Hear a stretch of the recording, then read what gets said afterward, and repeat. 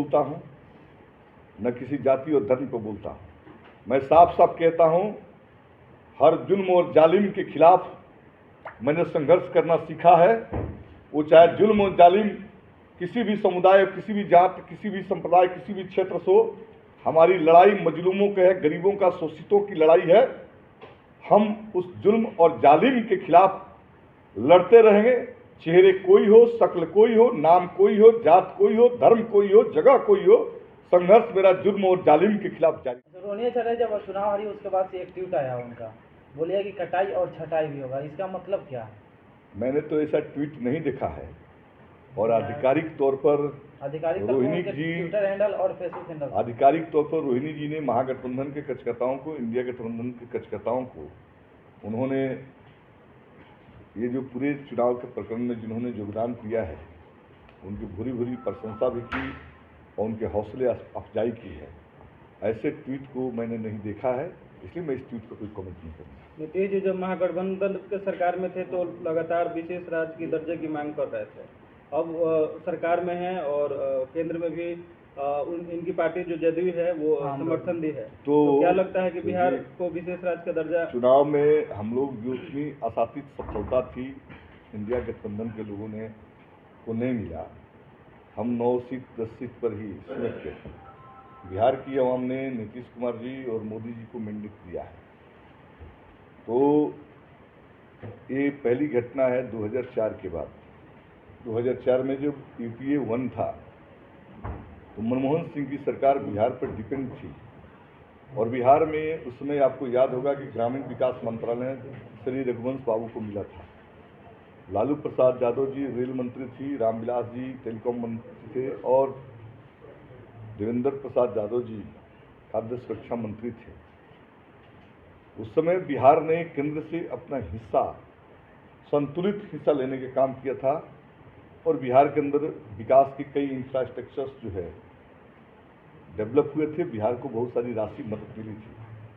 ये अच्छा है कि इंडिया गठबंधन की जीत हुई है और दिल्ली के अंदर नरेंद्र मोदी जी नीतीश जी के कंधे पर खड़े हैं। तो हम तो उम्मीद करते हैं कि नीतीश जी का शुरू से ये मांग रहा है कि बिहार को विशेष राज्य का दर्जा मिले।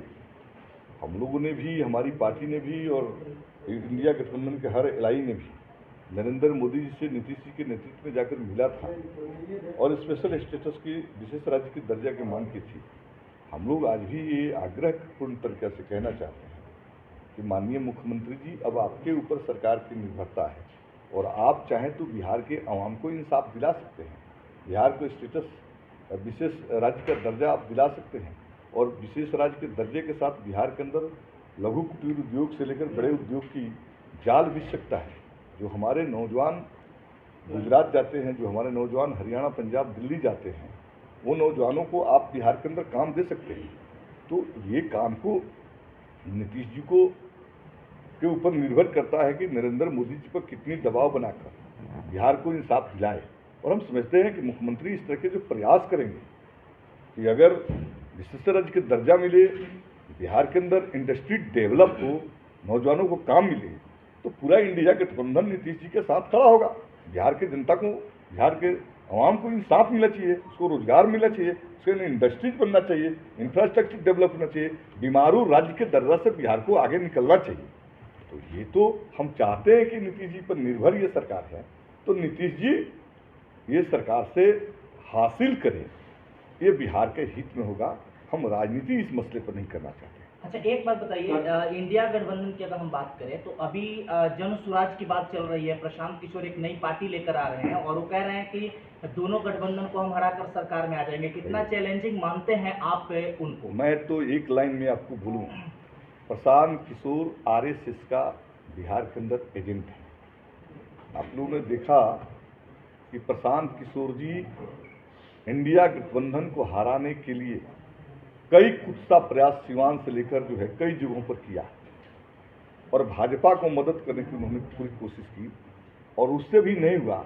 मिड चुनाव में उन्होंने, उनके द्वारा यह कहना कि बिहार, हिंदुस्तान के अंदर बीजेपी गठबंधन 370 से ऊपर आ रहा है, भाजपा को एब्सोल्यूट मेजॉरिटी मिल रहा है, उनके ये कहने का नियत क्या था नियत साफ था, मतदाताओं पर मानसिक प्रेशर देना कि जीतेगी तो बीजेपी ही।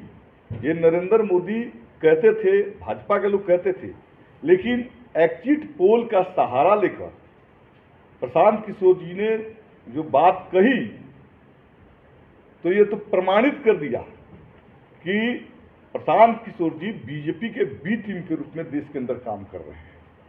और हम समझते हैं कि बिहार में जिस राजनीति की वो बात करते हैं, वो राजनीति का अंतिम पड़ाव उनका बीजेपी के तरफ ही है। बिहार की राजनीति में उनका कोई भविष्य नहीं है। बिहार का भविष्य इंडिया गठबंधन में। सर, एक वीडियो वायरल हो रहा है, बिहार के मुख्यमंत्री नीतीश कुमार एक सभा में जाते हैं, वहाँ प्रधानमंत्री के पैर छूकर अभिवादन करते हैं, इसका क्या मतलब? ये भाई तो हम लोग तो खुदे समझ में नहीं आता। नरेंद्र मोदी जी और नीतीश जी का एज लगभग एक ही है, और हम समझते हैं कि नीतीश जी भी जिस समय से नरेंद्र मोदी जी मुख्यमंत्री रहे, प्रधानमंत्री हुए, नीतीश जी मुख्यमंत्री रहे, प्रधानमंत्री के लिए कई बार इधर से उधर बदलते रहे। अभी जो स्थिति उनकी है पांव पकड़ने की, कमल छाप का कमल छाप का निशान लोगों को भी दिखाने की, नीतीश जी कहीं न कहीं बीजेपी का ब्लैकमेलिंग का शिकार हुए हैं। इरादा उनका भाजपा के साथ रहना नहीं, मजबूरी है भाजपा के साथ। तो उस मजबूरियों से निकलने के लिए बार बार पांव पकड़ रहे हैं। लोगों का ये भी कहना है कि बिहार को वो नीचे गिरा दिए पांव तो आपको बोला, नीतीश जी अब बिहार को रिप्रेजेंट नहीं कर रहे हैं। बिहार का स्वाभिमान का, बिहार का संस्कार का, बिहार का उत्थान का नेतृत्व अब नीतीश जी नहीं कर रहे हैं। मैंने कहा इरादे मोदी के खिलाफ हैं, मजबूरियां मोदी के साथ खड़ी है, फाइल उनकी अटकी हुई है, और फाइल के डर से भाजपा के गोद में छुपते बैठते फिर रहे हैं। तो क्या लगता है कहीं ना कहीं उनको डर सता रहा है? बिल्कुल, चाहकर भी नीतीश कुमार कुछ नहीं कर पा रहे हैं, और इसीलिए आपने देखा मीडिया के लोगों ने बड़ी हवा बनाया, खुदा पहाड़ निकली चुहिया। तो इतनी भी हद होती है जी। हमारे 13 करोड़ जनता के मुख्यमंत्री हैं, पांव पकड़ने में देर नहीं होती है, तो कुछ तो मजबूरियां उनके साथ है। कभी मजबूरियां खुलेगी, और मजबूरियों को ब्लैकमेलिंग करके नीतीश कुमार जी मोदी जी नीतीश कुमार जी को अपने पाले में रखेंगे। सर 35 साल बाद अपनी पार्टी 2 सीट बिहार में लाई है, क्या लगता है कि आने वाले विधानसभा में आपका पार्टी आने वाले विस्तार हो पाएगी? एक गंभीर बात है कि बिहार का दलित अकलियत और पिछड़ा का एक बड़ा प्लेटफॉर्म जो है लेफ्ट है, वामपंथ है। वामपंथ की कमजोर होने से नीतीश कुमार ने स्पेस बनाया, लेकिन अब वामपंथ की तरफ दलित और पिछड़ी जातियां जो है, अति पिछड़ी जातियों का झुकाव अब धीरे धीरे बढ़ रहा है। वामपंथ एक बड़े प्लेटफॉर्म के रूप में पॉलिटिकल जो है रोल अदा करेगा बिहार के अंदर।